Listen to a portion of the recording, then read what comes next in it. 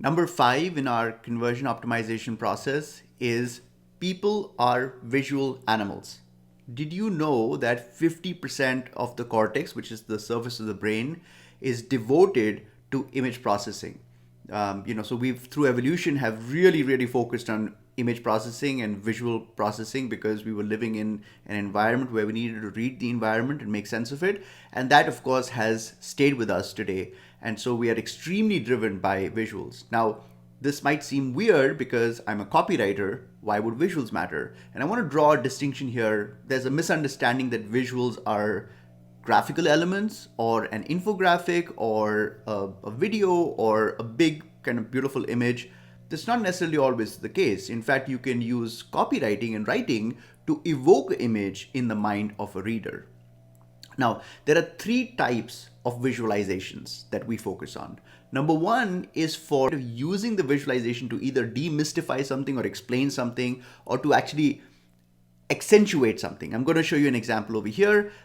This is a mock-up where on the cart page, to demonstrate, dramatize all the locations that we've shipped to, there's a link and you click on it and this pop-up appears with a map of all the locations that we've shipped the product to.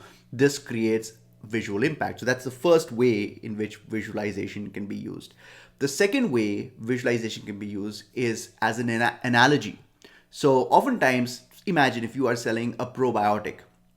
The way probiotics work is that you take this probiotic and then all these microbes it releases all these microbes in your gut, which are good microbes, right? But people can't see their gut. In fact, scientists don't even know how to study the gut. And the point is that it's an abstract idea. So how do you use an analogy? Think of a clever analogy that is relatable to the reader to dramatize what the product actually does. So you're using actually a proxy, and that's why the analogy. The third way in which you can use visualization is for contrast. So imagine if you are selling something where it's a machine that has a 5 nanosecond response rate, right? That's what the machine does. The thing now that's incredibly fast. But the thing is that the average consumer, people like me, don't understand how fast 5 nanoseconds are. In that case, you can show a graph, and on the top half you can say this is how fast our machine works, and then below that you can show another bar graph that shows how long it takes to blink an eye, let's say is 500 nanoseconds. And so that creates a contrast, and the contrast makes the reader appreciate what you're doing. So those are three ways in which you can use visualization to turbocharge your sales pitch.